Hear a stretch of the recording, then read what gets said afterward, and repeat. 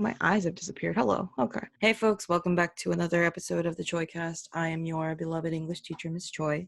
It's First Chapter Friday. So the book that I've chosen for today is probably my favorite nonfiction book that I've read this year. I did read it a couple years ago, and then I feel like when I was reading it, I kind of rushed through. So the second time around, I was way more, oh, wow, I didn't pick up on a lot of details. It's a book called Long Way Gone. It's Memoirs of a Boy Soldier, and I don't think we covered this so much this year, but a memoir is a genre of book, and it's different from a biography or an autobiography, because a biography is when somebody else writes about someone's life. So if I wrote about your life, that's a biography. If you wrote about your whole life up until now, that would be an autobiography. Auto means self, me. But a memoir is when someone writes about a portion of their life, just a small part of it. Don't ask me why they decided that that's a different genre. I don't personally have an issue with that category, but some of you might be like, what is that? Just this is what it is, okay? A Long Way Gone is a memoir by a man named Ishmael Beah. I believe I'm pronouncing that correctly. If not, I'm sorry. And Ishmael Beah was a child soldier. Child soldiers are basically when young boys and girls are taken in by somebody who trains them and often forces them to become soldiers. So I wanted to share the first chapter with you. Just a little bit of context before I read. Ishmael Beah, he was born in Sierra Leone, which the novel provides a map, but it's sort of hard to see so if I hold it up. So I'll post a picture of it over here so you can look at it. Sierra Leone is a country in West Africa. I believe in early 1990s, so 91 and 92, there was a civil war. And there was a lot of infighting between groups there. But even before that, there was a lot of instability, a lot of violence. And so the author he was born and he was raised in this time of upheaval, I guess you could call it. And so the map that I'm going to post over here, it shows you how he had to travel to get away from the fighting and how he was able to, eventually end up in the neighboring country of Guinea. Before chapter 1, he starts with this tiny little snippet. So it says New York City, 1998. My high school friends have begun to suspect I haven't told them the full story of my life. Why did you leave Sierra Leone? Because there is a war. Did you witness some of the fighting? Everyone in the country did. You mean you saw people running around with guns and shooting each other? Yes, all the time. Cool. I smile a little. You should tell us about it sometime. Yes, sometime. There were all kinds of stories told about the war that made it sound as if it was happening in a faraway and different land. It wasn't until refugees started passing through our town that we began to see that it was actually taking place in our country. Families who had walked hundreds of miles told how relatives had been killed and their houses burned. Some people felt sorry for them and offered them places to stay, but most of the refugees refused because they said the war would eventually reach our town. The children of these families wouldn't look at us, and they jumped at the sound of chopping wood, or as stones landed on the tin roofs flung by children hunting birds with slingshots. The adults among these children from the war zones would be lost in their thoughts during conversations with the elders of my town. Apart from their fatigue and malnourishment, it was evident that they had seen something that plagued their minds, something that we would refuse to accept if they told us all of it. At times I thought that some of the stories the passerbys told were exaggerated. The only wars I knew of were those that I had read about in books or seen in movies, such as Rambo: First Blood, and the one in neighboring Liberia that I had heard about on the BBC News. My imagination at 10 years old didn't have the capacity to grasp what had taken away the happiness of the refugees. The first time that I was touched by war, I was 12. It was in January of 1993.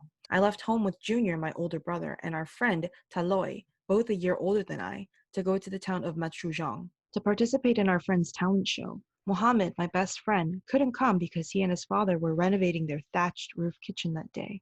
The four of us had started a rap and dance group when I was 8. We were first introduced to rap music during one of our visits to Mobimbi, a quarter where the foreigners who worked for the same American company as my father lived.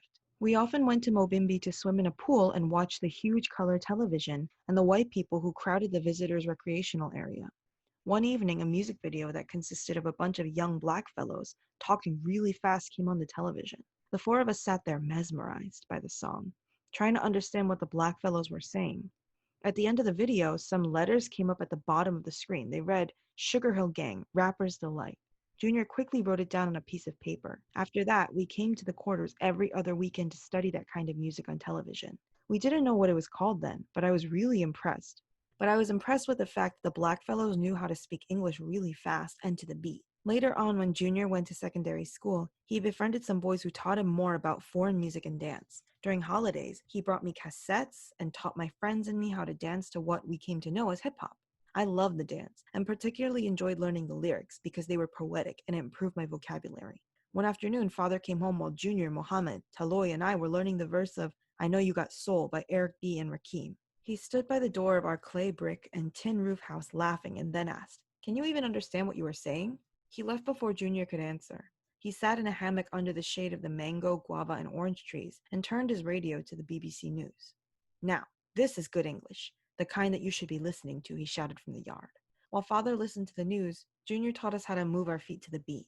We alternately moved to our right and then our left feet to the front and back and simultaneously did the same with our arms, shaking our upper bodies and heads. This move is called the running man, Junior said. Afterward, we would practice miming the rap songs we had memorized. Before we parted to carry out our various evening chores of fetching water and cleaning lamps, we would say, Peace, son, or I'm out, phrases we had picked up from the rap lyrics. Outside, the evening music of birds and crickets would commence. On the morning that we left for Matrujang, we loaded our backpacks with notebooks of lyrics we were working on and stuffed our pockets with cassettes of rap albums. In those days, we wore baggy jeans, and underneath them we had soccer shorts and sweatpants for dancing. Under our long-sleeve shirts, we had sleeveless undershirts, t-shirts, and soccer jerseys. We wore 3 pairs of socks that we pulled down and folded to make our crepes look puffy. When it got too hot in the day, we took some of the clothes off and carried them on our shoulders. They were fashionable, and we had no idea that this unusual way of dressing was going to benefit us. Since we intended to return the next day, we didn't say goodbye or tell anyone where we were going. We didn't know that we were leaving home, never to return. To save money, we decided to walk the 16 miles to Matrujang.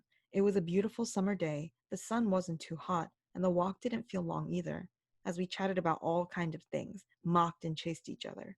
We carried slingshots that we used to stone birds and chase the monkeys that tried to cross the main dirt road. We stopped at several rivers to swim. At one river that had a bridge across it, we heard a passenger vehicle in the distance and decided to get out of the water and see if we could catch a free ride. I got out before Junior and Taloy and ran across the bridge with their clothes. They thought they could catch up with me before the vehicle reached the bridge, but upon realizing that it was impossible, they started running back to the river, and just when they were in the middle of the bridge, the vehicle caught up to them. The girls in the truck laughed, and the driver tapped his horn. It was funny, and for the rest of the trip they tried to get me back for what I had done, but they failed. We arrived at Kabadi, my grandmother's village, around 2 in the afternoon. Mami Kapana was the name that my grandmother was known by. She was tall, and her perfectly long face complemented her beautiful cheekbones and big brown eyes. She always stood with her hands either on her hips or on her head. By looking at her, I could see where my mother had gotten her beautiful dark skin, extremely white teeth, and the translucent creases on her neck. My grandfather, or Kamor, teacher as everyone called him, was a well-known local Arabic scholar and healer in the village and beyond. At Kabadi, we ate, rested a bit, and started the last 6 miles. Grandmother wanted us to spend the night, but we told her that we would be back the following day. How is that father of yours treating you these days? She asked in a sweet voice that was laden with worry. Why are you going to Matrujang if not for school? And why do you look so skinny? She continued asking. But we evaded her questions. She followed us to the edge of the village and watched as we descended the hill, switching her walking stick to her left hand so that she could wave us off with her right hand, a sign of good luck. We arrived in Matrujang a couple of hours later and met up with old friends, Gibrila, Kaloko, and Kalilu. That night we went out to Bow Road, where street vendors sold food late into the night.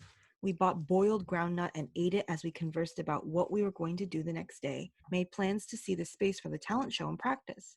We stayed in the veranda room of Kalilu's house. The room was small and had a tiny bed, so the 4 of us, Gibrila and Kaloko, went back to their houses. Slept in the same bed, lying across with our feet hanging. I was able to fold my feet in a little more since I was shorter and smaller than all the other boys.